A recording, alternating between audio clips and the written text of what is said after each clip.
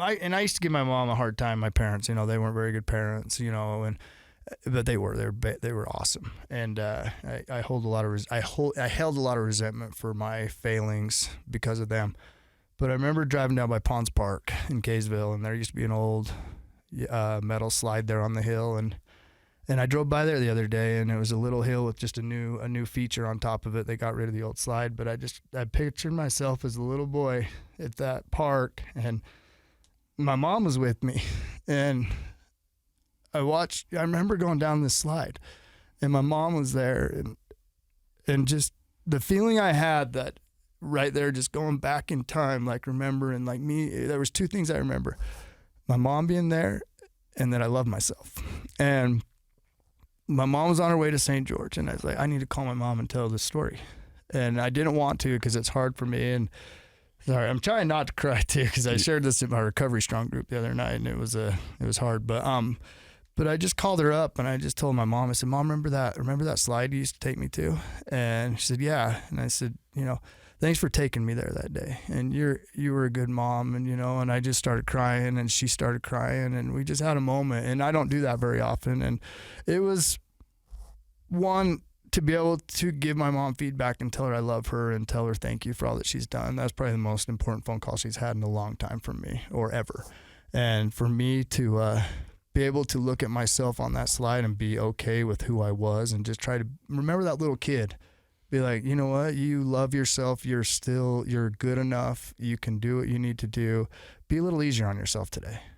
So there's a couple of lessons I had, but that slide, for some reason, the last 3 days has been stuck in my mind, and just, I don't know. It's just been cool. So my parents love them to death, and it's just been, they're proud of me. Let's just say that. Sometimes they're overly proud of me, and I'm like, I don't need to be, they told me I was coming down to KSL, and my dad's like, oh, it's good. And I'm like, oh, just stop, just stop. I don't, but yeah, and just being involved in recovery, and I started the Recovery Strong thing when I was 9 months sober, So let's talk about that. Yeah. What is Recovery Strong? So Recovery Strong is a lifestyle brand. I started at 9 months sober, and, it's another business you started. Yeah, it's on the list. No, and it was more of I wanted to be involved in recovery, and Ian's Fit to Recover. I used to watch him grow that when I was sitting in my bed, trying to get pills, and I watched him grow this little thing down in Salt Lake, and I was like, I want to do something. I want to do something in recovery,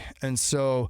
Finally, when I got sober, I ride a lot of bikes. I used to be a cyclist. I don't ride my bikes as much anymore. I run more. But we were in treatment, and my counselor asked, "What do you want? What are you guys going to do to change the face of recovery or the stigma of addiction?" And I thought, oh, Lance Armstrong's Live Strong Foundation. And I was like, Recovery Strong. And within 3 months, I owned the name. We had a website, and it was just kind of a project for me when I first started. I wanted to open a gym up north, and then we talked about I don't want to own a gym anymore. I just want to be involved. So it's kind of it changed to a lifestyle brand, and a lot of people out of the state. It's connected me to a lot of cool people, and we do our free workouts at Recovery. At my sister's gym every Tuesday night, 6:30. We've been doing that for almost 5 or 6 years now, except during COVID we had to shut it down. But like this last Tuesday, we had about 20-25 people, and that's just my way of giving back. We work out for 20 minutes,